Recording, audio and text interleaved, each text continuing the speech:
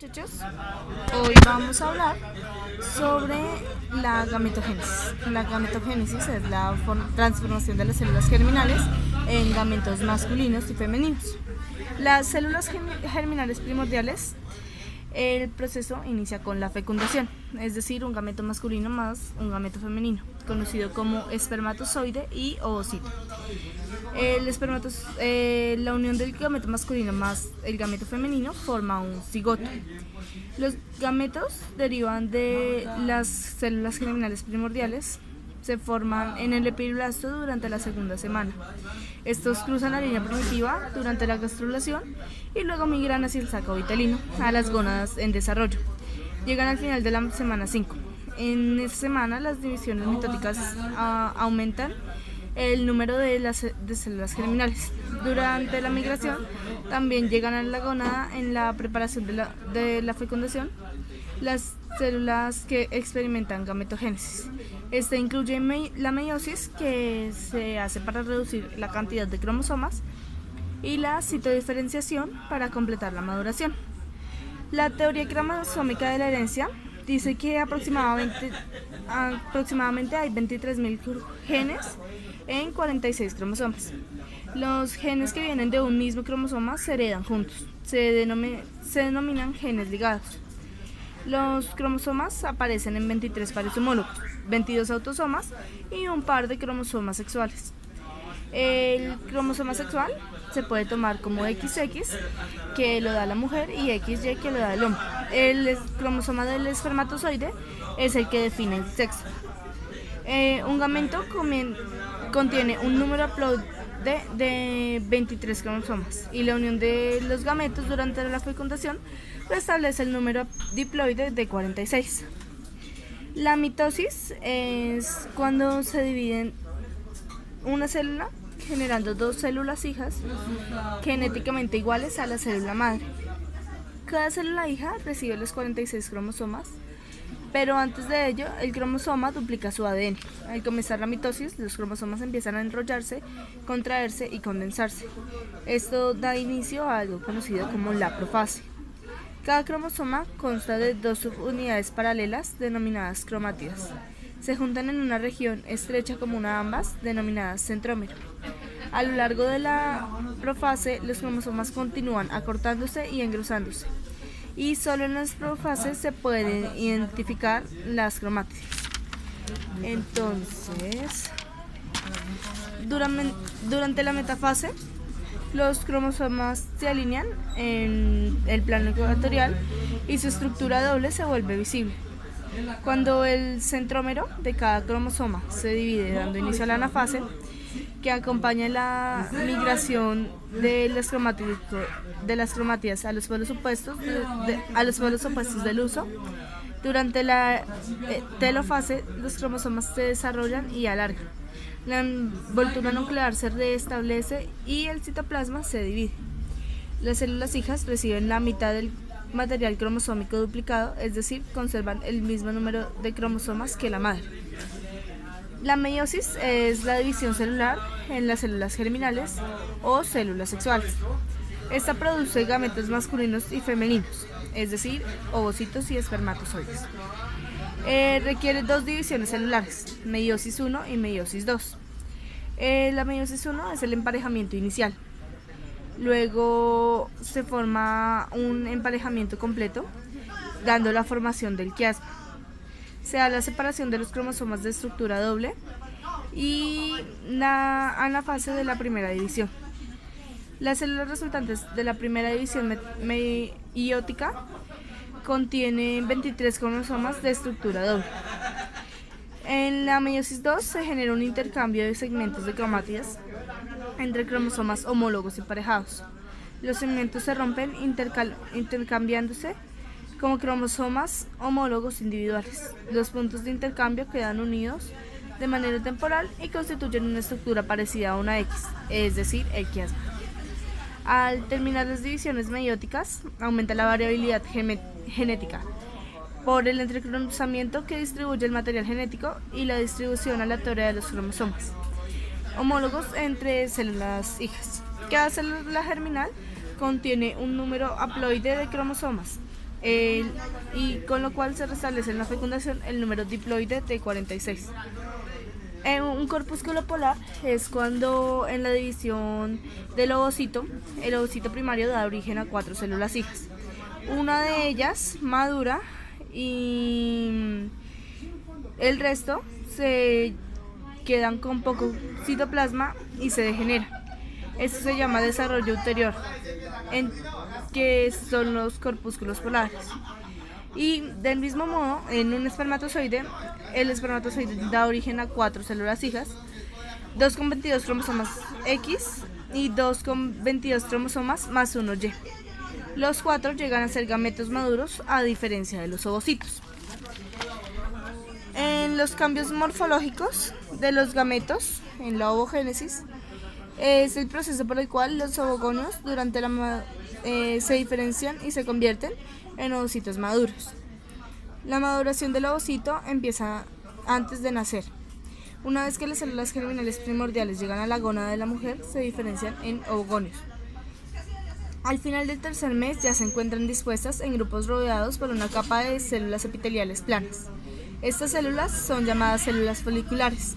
Se originan en el epitelio celómico y los ovocitos primarios se forman por ovogonios, que dejan de dividirse en la profase de la meiosis 1. Al quinto mes del desarrollo, las células germinales alcanzan su nivel máximo, unos 7 millones. Comienza la muerte celular y muchos ovogonios, junto con los ovocitos primarios, se degeneran volviéndose atrésicos. En el séptimo mes, la mayoría de los ovogonios degeneran menos unos cuantos que están cercanos a la superficie. El resto de los ovocitos primarios que sobreviven inician la profase de la meiosis 1 y casi todos están rodeados individualmente por una capa de células epiteliales foliculares planas. Estas células epiteliales se llaman folículos primordiales. Se les da el ovocito primario al igual que a las células epiteliales circundantes. La maduración de ovocitos continúa en la pubertad, es el momento del desarrollo de la mujer. Entonces, al acercarse el parto, los ovocitos primarios comienzan la profase de la meiosis 1. Entonces, en vez de pasar a la metafase, entran en una etapa de diplotenio, que es una fase de reposo durante la profase. Se caracteriza por tener una red laxa de cromatina y hace que los ovocitos permanezcan en profase y no concluyan su primera división meiótica. Antes de la pubertad, esta fase de reposo es producida por el IMO, es el inhibidor de maduración de los ovocitos, que es un pequeño péptido segregado por las células foliculares, y se estima que el número total de ovocitos del nacimiento está entre 600.000 y 800.000. Durante la niñez, la mayor parte quedan atrésicos y solo 40.000 están presentes al iniciar la pubertad. Menos de 500 ovularán uno cada mes antes de la menopausia. Los ovocitos primarios son vulnerables al daño a medida que van envejeciendo. En la pubertad se crea una reserva de folículos de crecimiento que se mantienen gracias al suministro de folículos primordiales. Cada mes empiezan a madurar algunos de los 15 a 20 seleccionados de la reserva y varios de ellos mueren. Los que no comienzan a acumular un líquido para comenzar la fase antral o vesicular. El líquido sigue acumulándose tanto que inmediatamente antes de la ovulación los folículos están muy edematosos y reciben el nombre de folículos vesiculares maduros. La fase antral es la más larga, y mientras que la fase vesicular se prolonga alrededor de 37 horas antes de la ovulación. Cuando los folículos primordiales empiezan a crecer, el tejido conjuntivo de las glándulas es estrona. Entonces, la célula germinal primordial hace mitosis, que genera ovogonios. Las células foliculares hacen el IMO, que es el inhibidor de maduración de los ovocitos, y las detienen en meiosis 1, que es donde tiene células diploides. La meiosis 2 ocurre solamente si hay fecundación. Llegan de 15 a 20 folículos primordiales y hacen metaplasia y se vuelven las células hacen metaplasia y se vuelven cúbicas simples. Esto los convierte en folículos primarios. En los folículos primarios hay un tejido conectivo llamado teca. Cuando se vuelve cúbico estratificado, la teca se divide en interna y externa. La interna es secretora de hormonas y la externa es de sostén. Se genera el antro folicular, que está lleno de líquido folicular, y cuando el ovocito queda aislado del resto de granulosa y pasa a folículo secundario, se denomina cúbulo ovófaro. El folículo secundario o maduro de De Graaf es preovulatorio. Solo un folículo primordial se convierte en folículo primario y pasa a folículo secundario. Al madurar los folículos secundarios, las gonadotrofinas descargan hormonas luteinizantes y foliculoestimulantes. Las genera la adenohipófisis en el tálamo. Debajo está el hipotálamo, que estimula la adenohipófisis, y la zona pelúcida protege y permite la entrada del espermatozoide. En la espermatogénesis entonces esta empieza en la pubertad. Se activa la testosterona y activa las espermatogonias. Las células de Sertoli paran la espermatogénesis hasta que se activa la gonadotrofina, que activa las células de Sertoli. También se realizan dos mitosis que generan un espermatogonio A y un espermatogonio B. Los A hacen mitosis y se convierten en B. Entonces, en la primera mitosis se crean los espermatogonios A y estos hacen mitosis y se convierten en B. Los espermatogonios B entran en meiosis 1 y se convierten en espermátides, y estas se convierten en espermatozoides. Las células de Leydig se unen a receptores LH que producen testosterona y se unen a la 5-alfa reductasa para producir dehidrotestosterona. Entonces, en la espermiogénesis, que es diferente, se toma el espermátide que pierde el citoplasma, gana el acrosoma, hace el cuello y luego el flagelo. Los espermatozoides maduros van hacia el epidídimo. ¿Para qué nos sirve esto? Entonces, las aplicaciones clínicas se dividen en dos. Hay anaploidías, que son alteraciones del número de cromosomas, y anomalías cromosomales estructurales, que son cuando se hacen deleciones en los cromosomas. Durante la metafase se hace el cariotipo. Entonces, está la trisomía 21, que es el síndrome de Down. Los síntomas son infecciones, leucemia, envejecimiento prematuro, tumores, y se da por una disyunción meiótica. El 50% de los casos de trisomía 21 producen abortos, y el otro 50% nace con alguna malformación. En la trisomía 18 es el síndrome de Edwards, hay 5 en 5.000.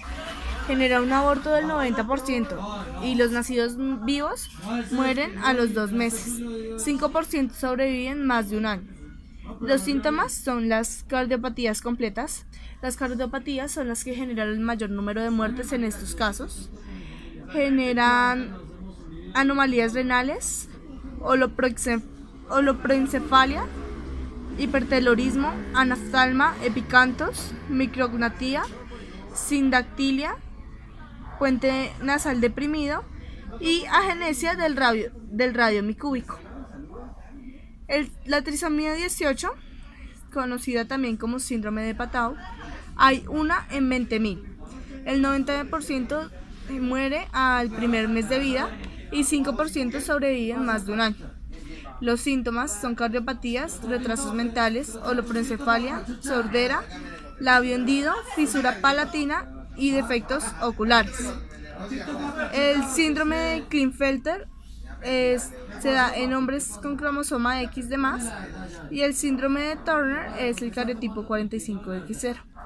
Eso es todo por hoy. Muchas gracias.